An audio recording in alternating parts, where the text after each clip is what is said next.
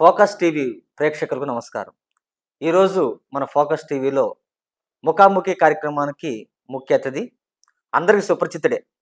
అధికారం ఏదున్నా కానీ ప్రజా సమస్యలపై పోరాడుతూ ప్రజా సమస్యలను ఆయా రాజకీయ నేతల దృష్టికి తీసుకువెళుతూ అట్లాగే అధికారుల దృష్టికి తీసుకువెళుతూ ఎప్పటికప్పుడు అప్రమత్తం చేస్తూ ఆ సమస్యను పరిష్కారం అయ్యేంత వరకు పట్టు వదలని విక్రమార్కుల్లో పోరాడుతున్న మన మన్నే తిరుమూర్తులు గారు మనతో ఉన్నారు. నమస్కారం అండి తిరుమూర్తులు గారు. నమస్తే సార్, ఈరోజు ప్రధానంగా మన సబ్జెక్ట్ గత వైఎస్ఆర్ పార్టీ పాలనలో అద్దంకి కాన్స్టిట్యూషన్ అంతకుముందు ప్రకాశం జిల్లాలో ఉంది. వైఎస్ఆర్ పార్టీ వచ్చిన తర్వాత బాపట్ల జిల్లా మార్చబడింది. ఎప్పుడైతే బాపట్ల జిల్లాకి మార్చబడిందో సామాన్య ప్రజలు కానీ దాంతోపాటు అధికారులు కూడా వాళ్ళ మీటింగ్కి వెళ్ళాలన్నా, జనాలు ఏదైనా కలెక్టర్ గారి రిప్రజెంటేషన్ ఇచ్చుకోవాలన్నా, ఎస్పీ గారి రిప్రజెంటేషన్ ఇచ్చుకోవాలన్నా చాలా సుదీర్ఘ దూరం ప్రయాణించవలసిన పరిస్థితులు. అలాంటి పరిస్థితులు 5 సంవత్సరాలు గడిచిపోయింది. వెళ్తా ఉన్నారు, చేస్తూ ఉన్నారు. మనకి ఆ రూట్ కూడా బస్సు సౌకర్యం రూట్ కూడా మనకు లేదు. అవును. అలాంటి పరిస్థితుల్లో ఎలక్షన్స్ ముందు మన ప్రస్తుతం ఉన్న మినిస్టర్ గారు గొట్టిపాటి రవికుమార్ గారు అయితేమి, అంత ముందు ఉన్న మనకి నోరా లోకేష్ గారు అయితేమి ఎలక్షన్ ముందు హామీ ఇచ్చారు.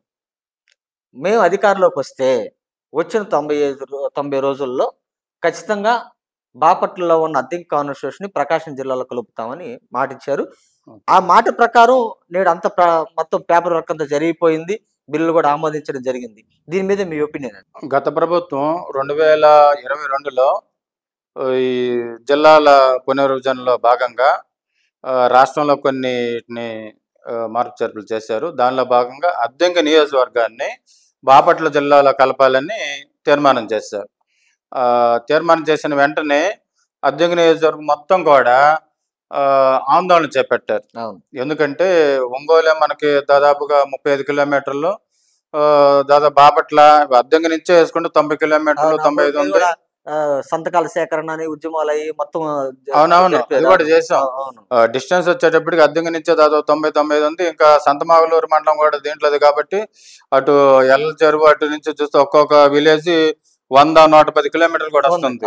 ఇప్పుడు 35 కిలోమీటర్లు వదిలిపెట్టుకుని 100 కిలోమీటర్లు వెళ్ళటం ఇదిగా ఉంటుందా, లేకపోతే దగ్గరలో ఒంగోలు వెళ్ళటం బాగుంటుంది అనేది ప్రజలందరికీ తెలుసు. తెలిసి ఆందోళన కార్యక్రమాలు, రాస్తారోకోలు పెట్టి అర్జీలు చాలా ఇచ్చారు.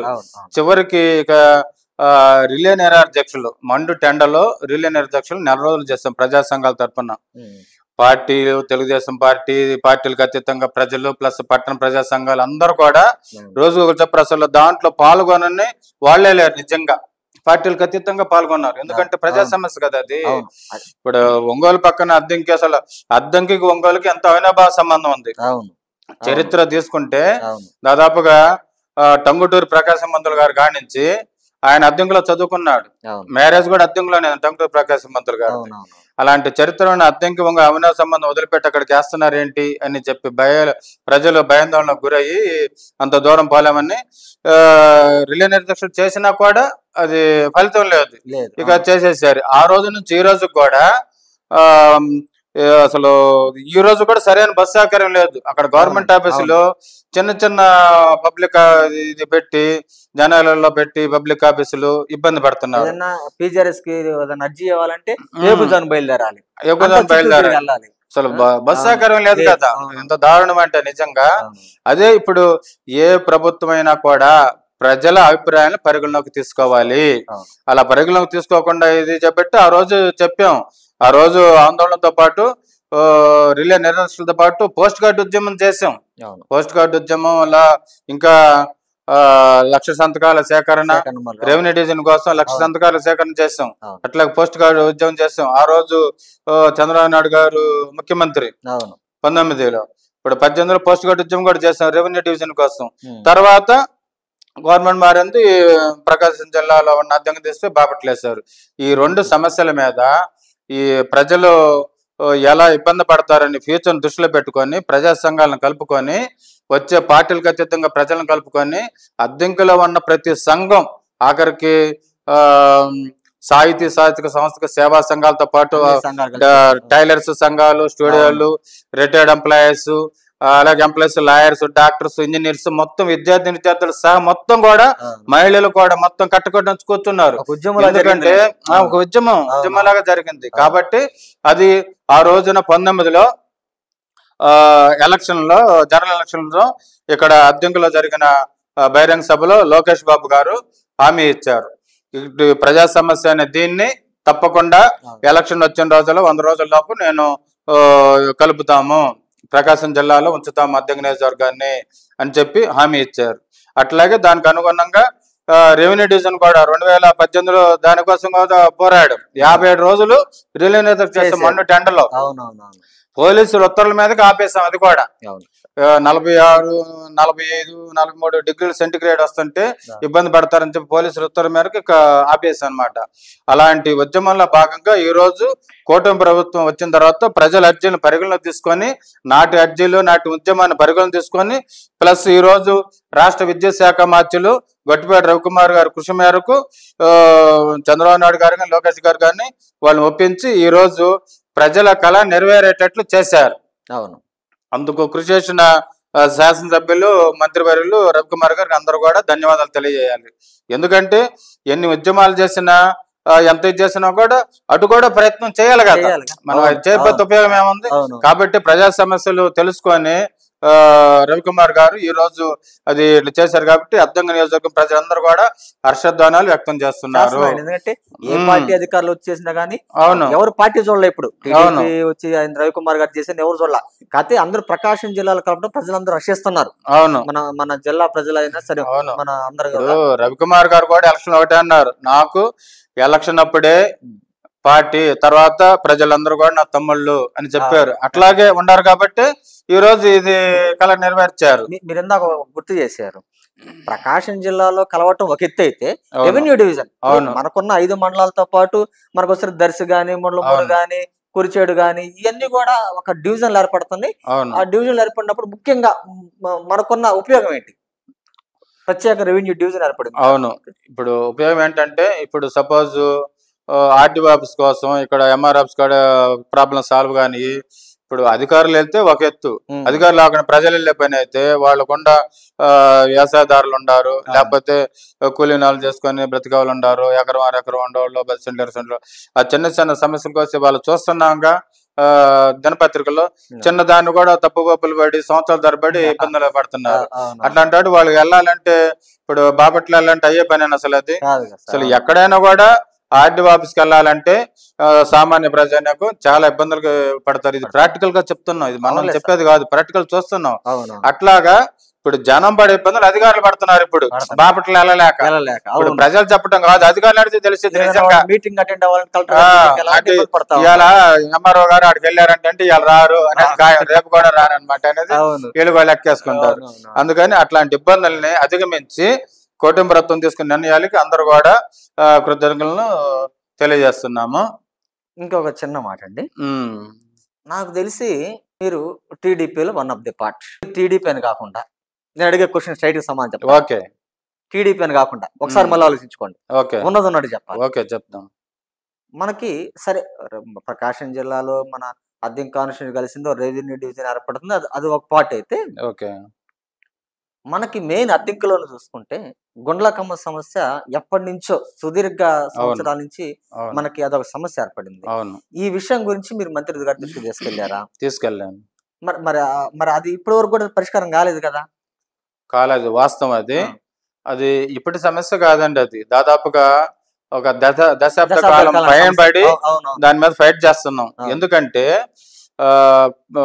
మానవుడు హాయిగా జీవిస్తున్నా అంటే మానవుడు పుట్టినప్పటి నుంచి కూడా నీటి పరివాహక ప్రాంతాలని ఆధారంగా చేసుకొని బ్రతుకుతున్నాడు. ఒక మానవుడు కాదు, జీవరాశి మొత్తం. జీవరాశిలో ఒక భాగమే మనిషి. కోట్ల జీవరాశిలో ఒక మనిషి ఒక భాగం అన్నమాట. ఒక మనిషిదే మొత్తం, ఈ ప్రకృతి అంతా మనిషిది కాదు. జీవరాశి బతకాలంటే నీటి వనరులను కాపాడాలి. అట్లాగే మానవుడు మనుగడ సాధించాలంటే నీటి ప్రవాహాలు మనం సంరక్షించుకోవాలా. నదీ జలాలని, కాలువలు కానీ, సముద్రాలు కానీ ఇవాళ దాన్ని మనం దూరం పెడుతున్నాం కాబట్టి నేడు అతివృష్టి అనావృష్టిలు, ఈ రకంగా తుఫాన్లు, 4 తుఫాన్లు ఇలా వస్తుంది. అవునులేండి. ప్రకృతిని వ్యతిరేకించి మానవుడు కాదు జీవరాశి ఎవరు కూడా బ్రతకలేరు. ప్రకృతి కన్నెర చేస్తే ఎవరైనా కూడా భూస్థాపితం కావాల్సిందే. అది మానవుడికి మనం చూసాం ఇటీవల కాలంలో ప్రకృతికి కూడా మనం. కోవిడ్ అవును. చెప్పింది. చెప్పింది. కోవిడ్ అవును. చెప్పిన పాఠం ఏంటి? అవును. ఎక్కడ పక్కడ చెట్లు కొట్లేస్తున్నారు, ఎక్కడ పడితే దాని అవును. జీవరాశిని తింటున్నారు, అవును. మానవుడు అనాగరికంగా ప్రవర్తిస్తున్నాడు. అవును. అందుకని అదొక గుణపాఠం అండి అందరికీ. గుణపాఠం చెప్పింది అవును. కోవిడ్. అవును. అప్పటి నుంచి కూడా అసలు డాక్టర్లకే తెలియలేదు ఆ నాలెడ్జ్, సైంటిస్టులకే తెలియదు అవును. వీళ్ళకి ఎట్లా మెడిసిన్ అనేది.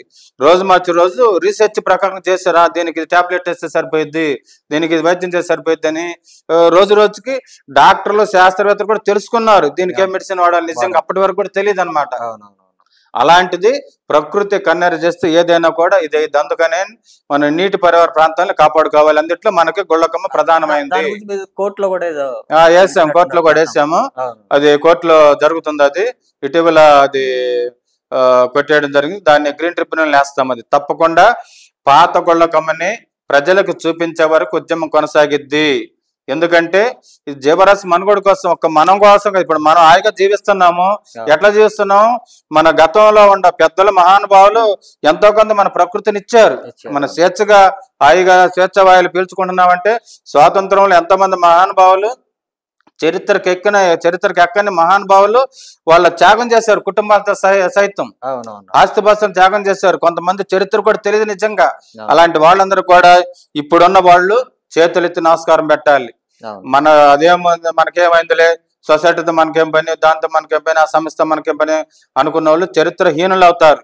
వాళ్ళు ఎవరైనా సరే, సామాన్యుడు కావచ్చు, లీడర్ కావచ్చు, ఎవరైనా సరే సమాజ సమస్యను పట్టించుకొని స్పందించాలి ముందల. అది ఎప్పటికీ పరిష్కారం అయిద్దా, అసలు పరిష్కారం అయిద్దా కాదా దాన్ని పక్కన పెట్టేసి మనం ప్రయత్నించాలన్నమాట. ప్రయత్నించినప్పుడే కరెక్ట్ గా మనం సొసైటీకి ఎంతో కొంత సర్వీస్ చేస్తాము. కాబట్టి గుళ్ళకమ్మ విషయంలో కోర్టులో జరుగుతుంది. తప్పకుండా దాన్ని గ్రీన్ ట్రిబ్యునల్ వేస్తాము. పాత గుళ్ళకమ్మని అద్దెంకి పట్టిన ప్రజలకి తప్పకుండా చూపిస్తాము. కొంతమంది ప్రజలు కలిసి వస్తున్నారు, భాగస్వాములు అవుతున్నారు.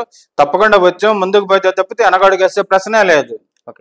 రెండోదండి, ఒక అద్దెంకి కాన్స్టిట్యూషనే కాదు, ఒక ఉమ్మడి ప్రకాశం జిల్లానే కాదు, స్టేట్ మొత్తంలో కూడా గొట్టిపాటి రవికుమార్కి ప్రత్యేక గుర్తింపు ఉంది. ఓకే. అంటే నాకు తెలిసినంత వరకు ఏంటంటే పార్టీలు చూడడు. అవును. ఏ పార్టీ వ్యక్తులైనా డైరెక్ట్గా వెళ్తే పని చేసి పెడతాడనేది నాకు తెలిసి స్టేట్ మొత్తం రవికుమార్ గారే. అవును. ఎందుకంటే వేరే వాళ్ళు అయితే పలానా నాయకుడిని తీసుకొని రా, లేదా పలానా నాయకుడిని తీసుకొని రా అని చెప్పి అంటారు. కానీ రవికుమార్ దగ్గరికి నేరుగా వెళ్ళొచ్చు, నేరుగా పని చేయించుకోవచ్చు అనేది నాకు తెలిసి ఒకటైతే ఉంది.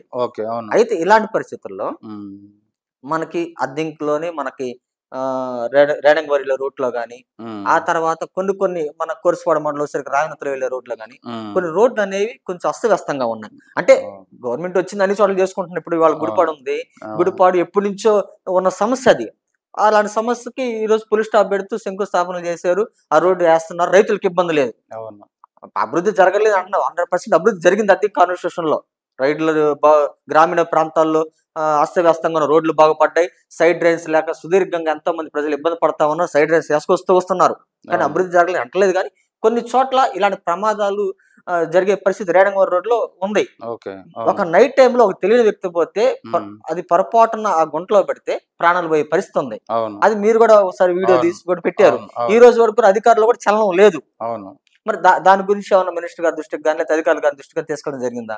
తప్పకుండా అధికారుల వైఫల్యం 100%. అధికారుల్లో కనీసం అది పబ్లిక్ రోడ్, అది ఇప్పుడు కర్నూలు టు అమరావతి హైవే అది నిజంగా.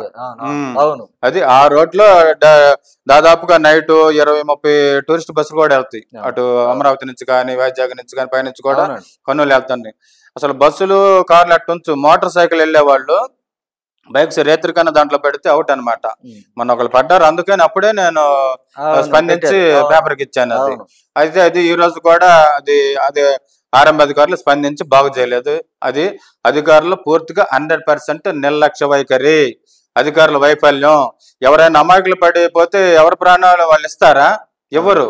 ఇప్పటికి కూడా అంత నిర్లక్ష్యం వాళ్ళలో ఉంది. కాబట్టి వాళ్ళ నిర్లక్ష్యం పోయినప్పుడే ఏదైనా సమస్యలకు పరిష్కారం దొరికిద్ది. వాళ్ళని మనం నాయకులు వాళ్ళని సరైన రీతిలో పెట్టి, ఒక ఆర్ఎంబే కాదు ప్రతి ఇది కూడా, ఎందుకంటే వాళ్ళు చేసే ఫాల్టుల వల్ల కొన్ని చోట్ల లీడర్స్ కూడా కొంచెం ఇదైద్ది. ఇది ఇక్కడ ఇట్లా చేశారు అట్లా చేశారు. నిజంగా లీడర్స్ కొన్నిసార్లు తెలియపోవచ్చు సమస్యలు, వీళ్ళు అధికారులు పట్టించుకొని చేయాలి కదా, కనీసం చెప్పినా కూడా చేయరు అనమాట. అయ్యిందంటే కొన్ని చోట్ల లీడర్స్ ఇదిగా అట్లా చేయాలి ఇట్లా అనుకుంటారు. అదేం లేదు. మన కాన్స్టిట్యున్సీలో రవికుమార్ గారు వచ్చినప్పటి నుంచి కూడా అభివృద్ధి వైపు పయనిస్తున్నారు. ఎక్కడన్నా కొన్ని చోట్ల అడుగుతున్నారు, ఇవి క్రమేణా క్రమ పద్ధతిలో చేసుకుంటూ వస్తున్నారు. ఉండేది వోల్టేజ్ సమస్య ఉండేది, కానీ ఇప్పుడు రవికుమార్ గారు మనకు విద్యుత్ శాఖ మంత్రి అయిన తర్వాత కూడా ఎక్కడ విద్యుత్ సమస్య ఎక్కడా లేదు. ఎందుకంటే వాస్తవం చెప్పుకోవాలంటే మన వచ్చిన మంద తుఫాన్ లో కూడా ఎంత అద్భుతంగా అడ్మినిస్ట్రేషన్ చేశారు చంద్రబాబు నాయుడు గారు కానీ, ఇక్కడ మినిస్టర్ గారు కానీ. యాక్చువల్ గా అంతకుముందు ఏదైనా తుఫాన్లు వచ్చినా లేదా చిన్న పడేదని వర్షం పడినా సరే రోజుల తరపడి కరెంట్ లేని పరిస్థితి ఉంది.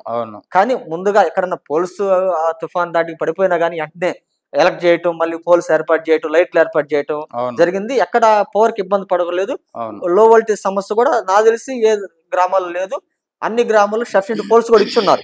అవును, ఎక్కడైతే కాలనీల్లో పోల్స్ లేవు. అసలు మొన్న తుఫాన్ లో ప్రభుత్వం తీసుకున్న తీరు అందరు కూడా అప్సెట్ చేస్తున్నారు సార్. అది మాత్రం రాజకీయాలకు అతీతంగా ప్రతి ఒక్కరు ఆలోచించాల్సింది. ఎందుకంటే ఎవరు ఏ పార్టీ అయినా కానీ ఆ రోజు అడ్మినిస్ట్రేషన్ పనిచేసింది, అధికార యంత్రం పనిచేసింది, ఎమ్మెల్యేలు మినిస్టర్లు అందరూ పనిచేసారు. కొన్ని చోట్ల డౌట్ గా ఉన్న కాడ లైన్ మొత్తం ఆపేశారు. ఎందుకంటే ప్రమాదం జరిగినాక ఇబ్బంది పడే కంటే ముందని చెప్పి తీసుకున్నారు లేండి.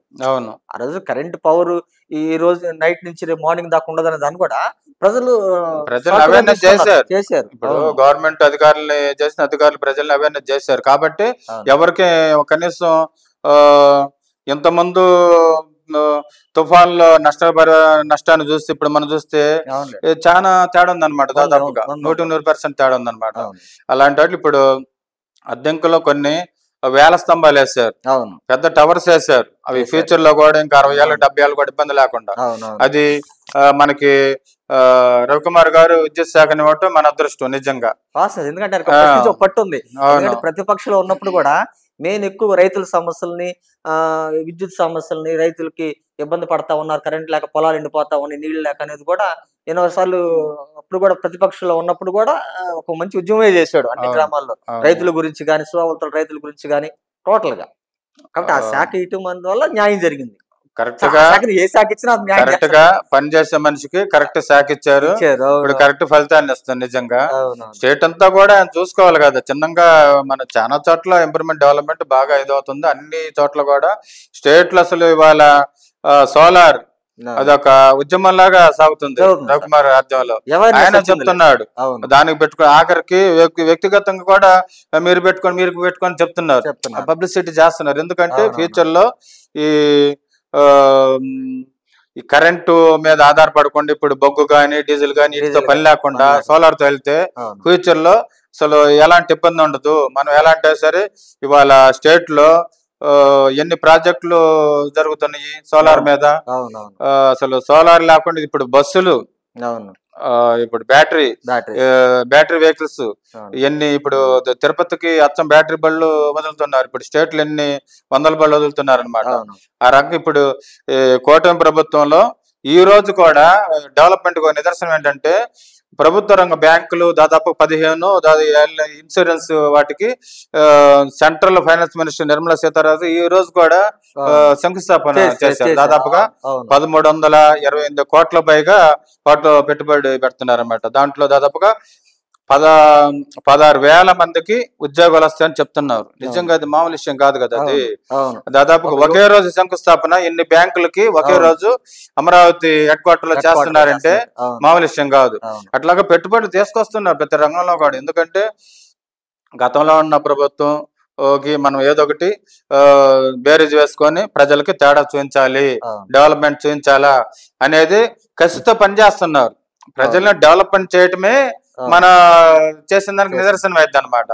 మనం సహజంగా మన చరిత్ర చూసుకుంటే, మనం చెప్పేది ఏమో చరిత్ర చూసుకుంటే మినిస్టర్లు అయిన తర్వాత కాన్స్టిట్యూషన్ పట్టించుకోరను లేకపోతే అలాంటి ఉన్న సందర్భాలు కూడా ఉన్నాయి చాలా మంది. అంటే గత వైసీపీ ప్రభుత్వం కానీ సమయాన్ని మాత్రం మా మినిస్టర్ గారు కేటాయిస్తున్నారు. ఎందుకంటే మన ఈ మధ్య అపోహలు విన్నాను కానీ కాన్స్టిట్యూషన్ పట్టించుకోవట్లేదు అన్న. కానీ నేను ఆలోచించి దాన్ని బట్టి ఏంటంటే నెలలో కనీసం కొన్ని డేస్ అన్న 10-15 రోజులన్నా కాన్స్టిట్యూషన్ కేటాయిస్తున్నారు. చాలా మంది మనం కాన్స్టిట్యూషన్ వదిలేసి వెళ్ళి ఉన్న పై లెవెల్ చూసిన ఉన్నాం కానీ కానీ స్టేట్ మొత్తం చూసుకుంటా కూడా ఒక పక్క కాన్స్టిట్యూషన్ లో ఉన్న అభివృద్ధి కార్యక్రమాలు కానీ లేకపోతే మీలాంటి నాయకులతోటి సమావేశాలు పెట్టడం కానీ వాట్ ఈస్ వాట్ అని గ్రామాల్లో తెలుసుకోవడం కానీ కూడా చేస్తున్నాడు. అంతవరకు అప్రిషియేట్ చేయొచ్చు. అవును. అయితే జనాల్లో మాత్రం పాజిటివ్నెస్ ఉంది. నాకు తెలిసి అయితే పాజిటివ్నెస్ ఉంది. కొన్ని చోట్ల ఏంటంటే ఇప్పుడు స్టేట్ మొత్తం కేటాయించి మినిస్టర్ అన్ని చూసుకోవాలి కదా. అది ప్రయారిటీగా తీసుకొని వస్తున్నాడు. ఎక్కడన్నా ఒకటి ముందు జరగచ్చు, ఒకటి వెనక జరగచ్చు. జరగని చోట మీకు తెలియదు ఏముంది, ఇక మా కాడికి రాలేదని చేయలేదు అనుకుంటారు. సహజంగా ప్రయారిటీలో స్టేట్ మొత్తం చూసుకోవాలి. అవునవును. అసలు చంద్రబాబు నాయుడు గారి లాగే రవికుమార్ నిద్ర నిజంగా పరిగెడుతున్నారు సార్, పరిగెడుతున్నారు. తర్వాత అది కొన్ని పనులు మనం అనుకుని ఇప్పుడు మనం అనుకుంటాం కొన్ని అవుతున్నాయ్యా, అట్లాగే పరిగెడుతున్నారు. దాదాపుగా 100%. సెక్రటరీ పని ఉండి వెళ్తే నైట్ బాగా లేట్ నైట్ అయింది, 2 గంటల వరకు ఉన్నారు సార్ నైట్. అవును ఉంటారు. సీఎం గారు ఉన్నారు, మినిస్టర్ గారు ఉన్నారు, అందరు ఉన్నారు. మరి సీఎం గారికి అంత ఎనర్జీ ఆడి నుంచి వస్తుందా కానీ పరిగెత్తిస్తున్న అడ్మినిస్ట్రేషన్ ని, దాని ద్వారా పాలన బాగా సాగుతా ఉంది. అవునవును. మేము 10 years కిందట ఈ రోడ్డు అస్తవ్యస్తంగా ఉందని చెప్పి రాస్తారోక చేస్తాం. అప్పుడు రెవెన్యూ డివిజన్ అప్పుడు దాన్ని కూడా కమాండ్ మ్యాటర్ అది చేస్తే అది మమ్మల్ని తీసుకొని వెళ్ళి చీఫ్ ఆర్ఎంబి దగ్గరికి వెళ్ళాం. ఆయన ఏంటంటే ఆర్ఎంబి చీఫ్ డిఎం అనుకుంటా, స్టేట్ సుప్రీం క్యాడర్ అది. అక్కడికి వెళ్తే సెక్రటరీ దగ్గరికి వెళ్ళాం. అక్కడికి వెళ్ళి మళ్ళా ఇక్కడికి వచ్చాం. ఆయన కూడా మాతో పాటు వచ్చాడు. వచ్చి ఆయన రాలేదన్నమాట దాదాపు గంట. మాతో పాటు బయట కూర్చున్నాడు అరుగు మీద. మాతో పాటు బయట కూర్చొని ఆయన వచ్చినాక పిలిచి, సార్ ఇప్పుడు ఈ జామ్ అయింది కదా తెల్లారి అంటే, మళ్ళా తెల్లారి మాకంటే ముందు 7 గంటలకే వచ్చాడు ఆడకి. వచ్చి మళ్ళా ఆ రోజు అంతా అధికారులు పిలిచి ఏంటి అద్దెంకి నామరోడ్ పరిస్థితి ఏంటి అని చెప్పి ఉన్న పరిస్థితి అంతా అక్కడ ఇచ్చేసి తప్పకుండా డివైడర్ వేయాల్సిందేను, రాతి కట్టుబడి చేయాల్సిందేను. ఇంకోటి సార్ భవానీ సెంటర్ లో కూడా దృష్టి పెడితే, ఎందుకంటే ఇప్పుడు మనకి అక్కడ ఎక్కువ ట్రాఫిక్ జామ్ అవుతా ఉంటది. ఎందుకంటే మొత్తం హైవే మొత్తం అనేక వెహికల్స్ అట్టే కదా, హైదరాబాద్ వెహికల్స్ మొత్తం అట్టే పోతాయి కాబట్టి అక్కడ సిగ్నల్స్ పాయింట్ ఏర్పాటు చేయాలి చెప్తున్నాం మేము. ఒకసారి కాదు 5 చోట్ల ఈ మెయిన్ రోడ్డు మీద సిగ్నల్స్ చేయాలి. Ramnagar bus stand, Bhavani centre, అక్కడ కలవకూరు రోడ్డు, అక్కడ 5 చోట్ల పోలీసు ఇది చేయాలి. ఎందుకంటే సాయంత్రం పూట ఎక్కువ బడి పిల్లలు దాటే ఇది ఉంది, రోడ్డు దాటేది 5 4:30, ఉదయం 9 చాలా ఇబ్బందిగా ఉందన్నమాట. అసలు ఇక్కడ ఈ నామ రోడ్డు అస్తవ్యస్త నిర్మాణంతో దాదాపు 200 మంది అమాయకులు ప్రాణాలు గాల్లో కలిసిపోయినాయి. అందుకని ఆ రోజు నిరాహార దీక్ష చేసాం. అది ఆ రోజు ఆర్ఎంఏ చీఫ్, స్టేట్ చీఫ్ చెప్పిన ప్రకారం ఈ రోజు కూడా జరగలేదు నిజంగా. డివైడర్ రాతి కట్టుబడి జరగలేదు. డివైడర్ దూకి వెళ్తున్నాయి. మన కూడా ఒక బస్సు లారీ డివైడర్ దూకి బస్ స్టాండ్ లోకి వెళ్ళింది, దూసుకెళ్ళింది. అదే ఇప్పుడు పక్క నుండి ఎవరైనా అవుటే కదా. ఈ రోజు కూడా అసలు అద్దెంకులో ప్రమాదం జరగని రోజు అంటూ లేదు. దాన్ని కొంత అధిగమించడానికి మినిస్టర్ గారు చొరవతోటి బైపాస్ చేస్తున్నారు. కొంతవరకన్నా సాల్వ్ చేయొచ్చు, కొంతవరకు ఇది అయితే తర్వాత పోలీసు ఐలాండ్స్ కనుక ఏర్పాటు చేస్తే కొంతవరకు మనం చేయొచ్చు. స్టెప్ బై స్టెప్ ప్రజా సమస్యలు తెలియజేస్తున్నాము, అట్లాగే వాళ్ళు చూసుకుంటూ వస్తున్నారు. కాబట్టి తప్పకుండా కూడా వాటి పరిష్కారం దొరుకుతుందని మేము ఆశిస్తున్నాం. ఎందుకంటే కొన్ని సమస్యలు ఉండి ఇప్పుడు గుళ్ళకమ్మ ఉంది, ఇప్పుడు చేసేది కదా, అయినా కూడా దాన్ని మొదలు పెట్టమంటున్నాం. మొదలు పెడితే ఒక అద్దె మండలం మొదలు పెడితే తర్వాత మిగతా ఇది అవుద్ది. తప్పకుండా గుళ్ళకమ్మ పుట్టిన దగ్గర నుంచి సముద్రాలు కలిసే వరకు కూడా 50 సంవత్సరాల కిందట 100 సంవత్సరాలు ఎట్లా ఉందో మళ్ళీ అట్లా ఉండాల్సిందేను. ఆ ఉద్యమం అలా కనపడే వరకు ఆగదు అది డెఫినెట్ గా. ఎందుకంటే అది జీవరాశి కోసం చేస్తున్నాం. అది ఏ ఒక్కదాని కోసం ఎవరి కోసం లేకపోతే కేవలం మనిషి కోసం కూడా కాదు, జీవరాశి కోసం. జీవరాశి ఎలా బ్రతికిద్ది? ఇప్పుడు మనిషి మనుగడ ఎలా ఉంటుంది? సాగునీరు తాగునీరు కావాలిగా. గుళ్ళకమ్మ సరిగ్గా సాగునీరు తాగునీరు వచ్చిద్దా? మనిషి మీద ఆధారపడి జీవరాశి బతికిద్దా? జీవరాశి లేకపోతే మనిషి ఉంటాడా? ప్రకృతి లేకపోతే మనిషి ఉంటాడా? వీటన్నిటిని ఫ్యూచర్ ని దృష్టిలో పెట్టుకొని జీవనాది గుళ్ళకమ్మని కాపాడుకోవాలని చెప్పి ఉద్యమం సాగుతుంది. తప్పకుండా అది ప్రతిఫలిస్తుంది. అంతా నాయకులను కూడా దృష్టికి తీసుకెళ్లాము. మళ్ళా కూడా దాన్ని ఇంకా సివియర్ గా తీసుకెళ్లి దాని సమస్యను పరిష్కరిస్తాము. ప్రజలు కూడా ఈ ఉద్యమంలో కలిసి రావాలని చెప్పి కోరుకుంటున్నాం ప్రజలందరినీ. Thank you sir. మీ విలువైన సమయాన్ని మాకు కేటాయించి మీ యొక్క ఆలోచన విధానం తెలియజేసినందుకు థ్యాంక్ యూ. ఫోకస్ టీవీ వాళ్ళకి